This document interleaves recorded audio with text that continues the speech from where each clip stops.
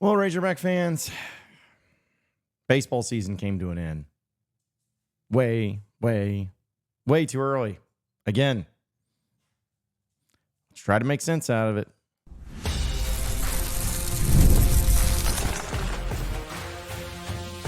You are Locked On Razorbacks, your daily podcast on the Arkansas Razorbacks. Part of the Locked On Podcast Network, your team every day. And welcome into the Locked On Razorbacks podcast. I am your host, John Nabors. I am also the host of the John Nabors Show, which you can catch every weekday afternoon from 4 to 6 on Natty State Sports and nattystatesports.com. Today's episode is brought to you by FanDuel. Make every moment more right now, where new customers get $150 in bonus bets with any winning $5 bet. That's $150 with any winning $5 bet. Visit FanDuel.com/lockedon to get started. Well, I hope everybody had a wonderful weekend, but if you're a Razorback Baseball fan, I know you didn't. We all know you didn't. Because the season's over. Just like that. She walked out of our lives forever. The 2024 season ends actually earlier than what the season ended last year. SEMO beat Arkansas in the elimination game on Sunday. And it didn't end in a bang, but it ended in a whimper. Just bad. Just bad. Arkansas loses 6-3 in the elimination game. They had 6 hits, and they scored 2 runs off of a Parker Rowland home run, 2-run shot there in the 9th inning. And they had 1 run in the 5th inning, and that was it. They had 6 hits. Peyton Holt went 2 for 4. Parker Rowland went 1 for 1.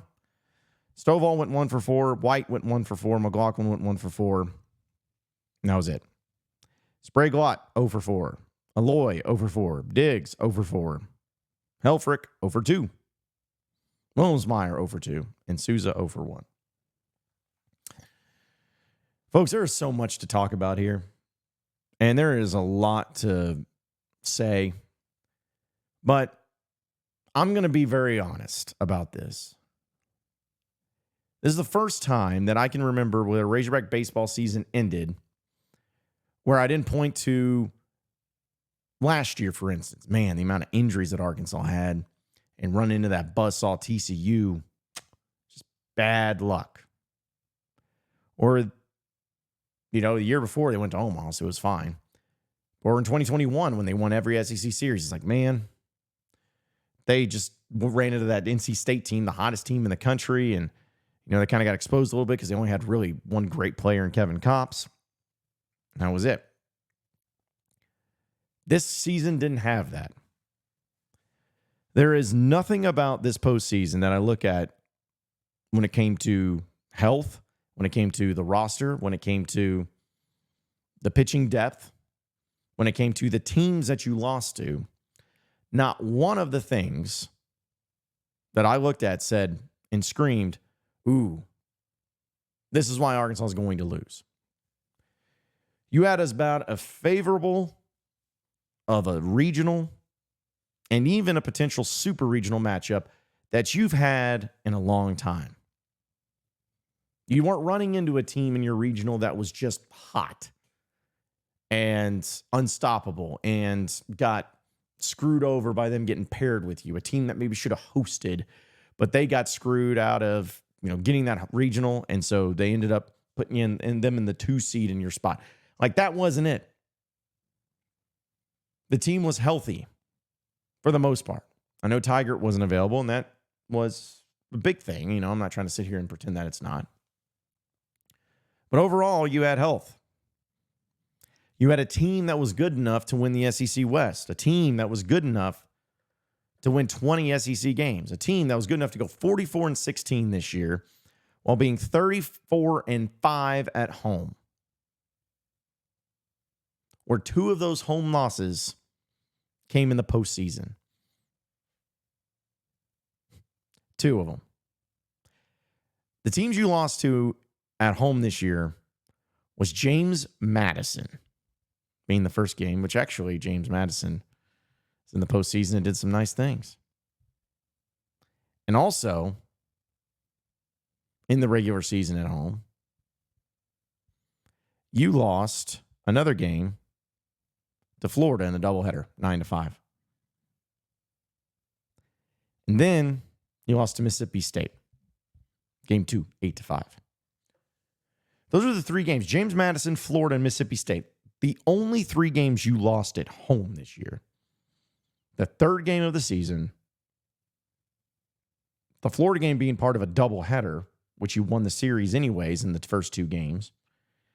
And then Mississippi State. But you get teams at home like Kansas State and SEMO, and those teams are just too much for you to handle. They're too good. You lost to Kansas State on Hagen Smith Day. Hagen Smith, he is mortal. But he had 13 hits and 6 runs. Kansas State had 7 runs on 5 hits. If I would have told you that Hagen Smith was going to be on the mound and you'd get 13 hits, probably thought you'd win. But you didn't. You didn't. It's been a problem with this team all year. And it really showed its ugly head in postseason. When it came to having runners in scoring position, when it came to having guys on base, you can't get them home. You don't know how. You failed time and time and time and time again. It's happened in the Kansas State game. And in these regionals, winning the first 2 games are crucial, pivotal, everything. The teams just don't start 1-1. In fact, the only time Arkansas has ever done that, where they started 1-1 in a regional and still won that regional, was in 2004 against the Wichita State Brady Toops Grand Slam. That Kansas State game was it. That was your chance. With Hagen Smith on the mound, and you had 13 hits. But you left 13 men on base. Kansas State left 2. And I am not taking anything away from SEMO or Kansas State or anybody, but those are not teams that are even close to as good and as talented as you appear to be. Those were not good teams. Those are not teams that are going to make it to Omaha. Kansas State's not going to go to Omaha. But you lost to them. And for the second year in a row, it ends in disappointment. And I'll even say this. I think that in Dave Van Horn's tenure, there's been a lot of postseason success, a lot of it. There's been some postseason disappointments. But to me, this might be the most disappointing one of all time. This might be the most disappointing one he's ever had. This team should have gone to Omaha. They were good enough to go to Omaha. They were good enough to win 20 frickin' SEC games. You had one of the greatest pitchers statistically in the history of your school, if not the greatest pitcher in the country, as your ace. And you didn't even get out of your own regional. You couldn't even find a way to make it interesting. That's all that matters, folks, is postseason. Arkansas baseball is not a place that's going to relish in SEC West regular season titles or SEC tournament titles or whatever. That's not what gets people amped and hyped and looking at Dave Van Horn or looking at the program saying, oh, well, this is why we're successful because we have such great regular seasons. No, your success is based on postseason. And Arkansas's is done. It's finished. It's over. 3 games. 3 games is what your postseason lasted. As a national seed, 3 games. There needs to be a lot of things that change this offseason. And there's plenty of blame to go around, too.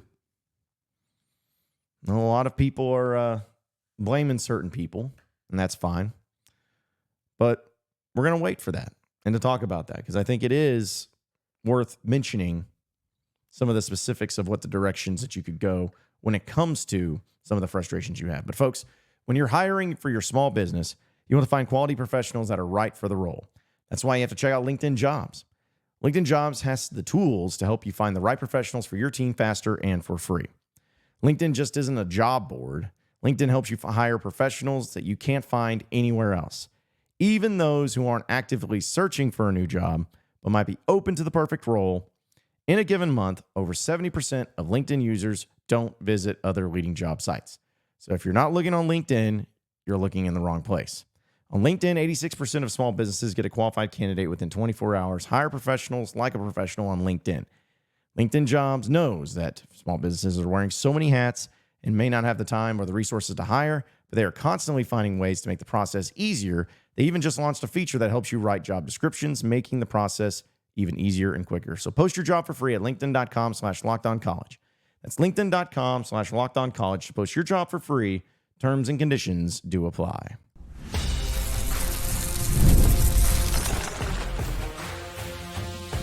You are Locked On Razorbacks, your daily podcast on the Arkansas Razorbacks, part of the Locked On Podcast Network, your team every day.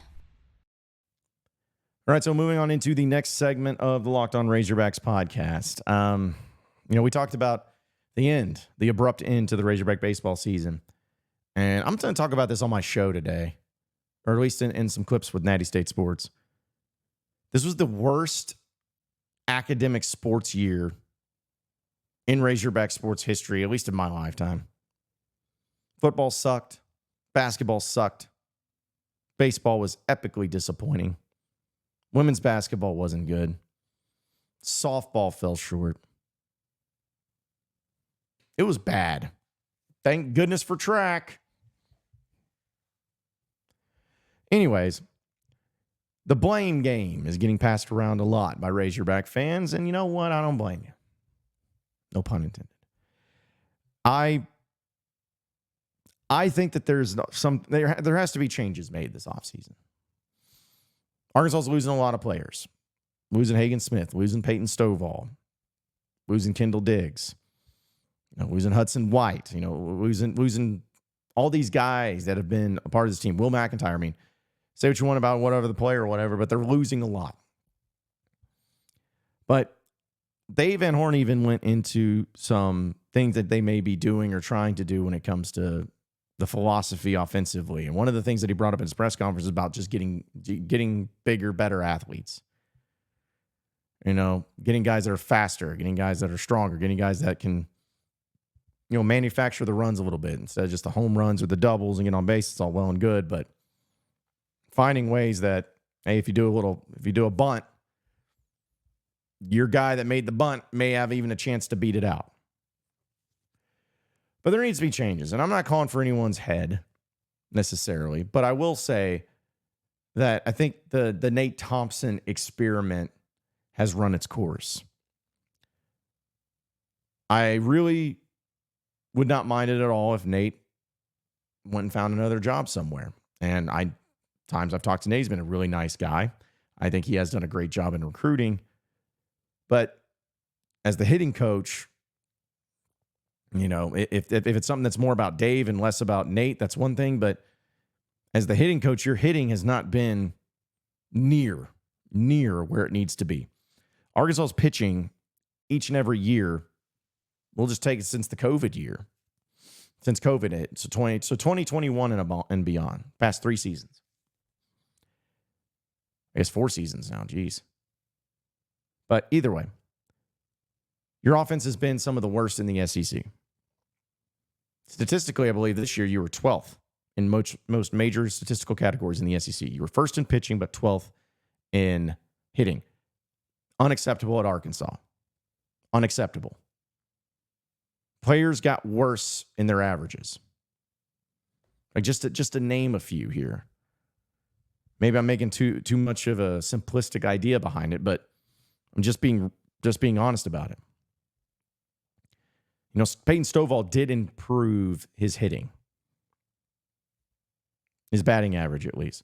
But look at Kendall Diggs. Kendall Diggs batted .299, just a shade under 300, back in 2023. This year, 229. 299 to 229. He dropped 70 points in his batting average from last year to this year. 70. Okay. Now, Peyton Holt, he batted 392 a year ago. This year, 322. Dropped 70 points. Ben McLaughlin, 346 last year. 346. Granted, I know that some of these players didn't play in every game, but we're just taking the averages. 346.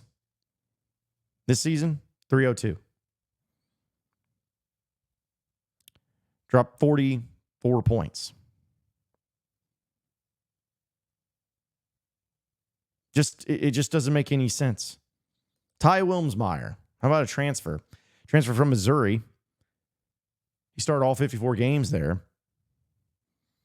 He was tied for the team lead in batting average at 311 at Missouri. This year, Wilmsmeyer, 214.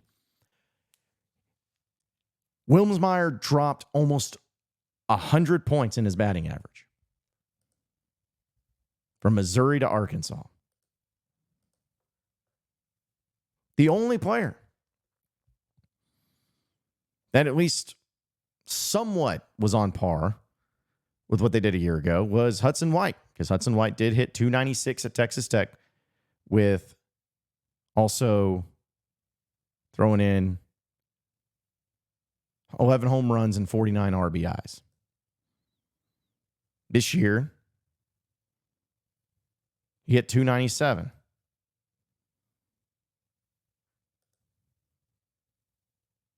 So 296, 297, close enough.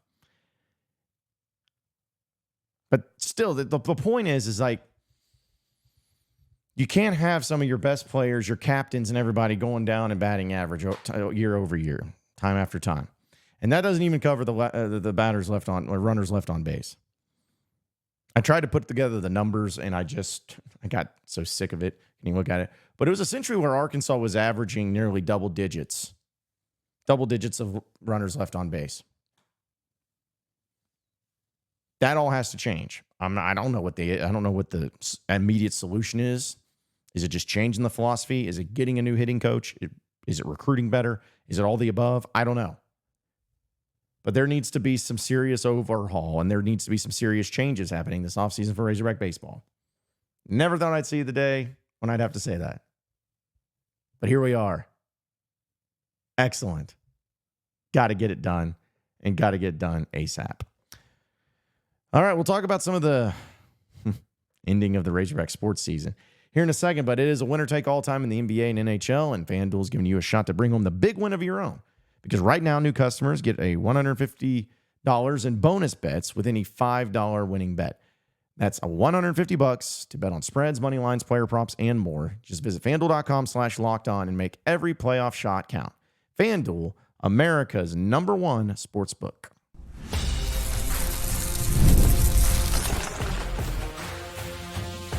You are Locked On Razorbacks, your daily podcast on the Arkansas Razorbacks. Part of the Locked On Podcast Network, your team every day. All right, so final segment here on the Locked On Razorbacks podcast. Dog days of summer. You know, we talk about in content. We go through it every year. But I'll tell you this. I'll be interested to see how it goes, because I feel like football excitement is not there for anybody right now. It's all basketball, really. And because of that, I'm sure there'll be a lot of basketball talk this summer. There'll still be some football, and there'll probably be some baseball if anything significantly happens. But going back to the point I kind of made earlier about how this has been the worst academic year, sports year at least, for Razorback athletics that I can remember, there was always a balance of something. You know, you think back to the worst football seasons of all time, and just in the past, we'll say in the SEC era, because that's pretty much my lifetime. Like the worst football seasons. 18 and 19 were the worst football seasons of all time. Well, what happened in 18, 19? Well, baseball went to World Series. Should have won one. So at least you had that. 2012, bad football season. What'd you do? Well, you went to the World Series in 2012.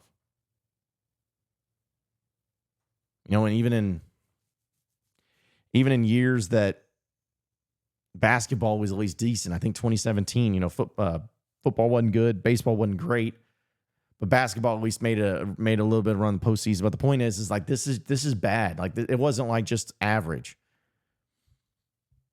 Every major sport in Arkansas either ended in failure or disappointment. And you just think back to 2021, just a few years ago. And you had football. Well, to say the 21-22 season, football has its best year since Petrino left at 9-4. Basketball makes it to another Elite Eight. Baseball makes it to Omaha. That was just 3 years ago, 4 years ago, 3 years ago. That wasn't that long. And it seems like eons because of how bad everything is right now. Listen, I think basketball is going to be fine. I think everybody feels that with Cal. He's doing a great job. No problems there. But football, don't know. A lot of things they got to figure out. And the expectation is not going to be high. In baseball, they'll always be good. Always be competitive. They'll be one of the better teams in the conference. But none of that matters anymore, folks. I hate to be that way, but regular seasons don't matter in baseball. In college baseball, it doesn't matter. You got to get to Omaha. Because in 21, 23, and 24, Arkansas had really phenomenal seasons in the regular season. But I'd take the 2022 year when they made it to Omaha every single day and twice on Sunday. That year when they didn't even host a regional. They weren't even a top 16 seed, but they made it to Omaha. Give me that. So, do not despair, Razorback fans. The year's over. Now, we see where it goes. There's a lot of interest. There's a lot of reasons to believe it'll get better. And we'll talk about that throughout the summer. But let's close the chapter on what was a very disappointing academic school year in the Razorback sports world. And let's hope that this type of combination never, ever, ever happens again. Appreciate each and every one of you making the Locked On Razorbacks podcast your number one podcaster. Be sure to like and subscribe to the podcast on iTunes or on Google Play. You can also get after me on Twitter at John Nabors Show for any questions, comments, concerns that you may have. We'll keep it going from there. Same podcast time, same podcast channel tomorrow afternoon. Have a great day, everybody. We'll see you then.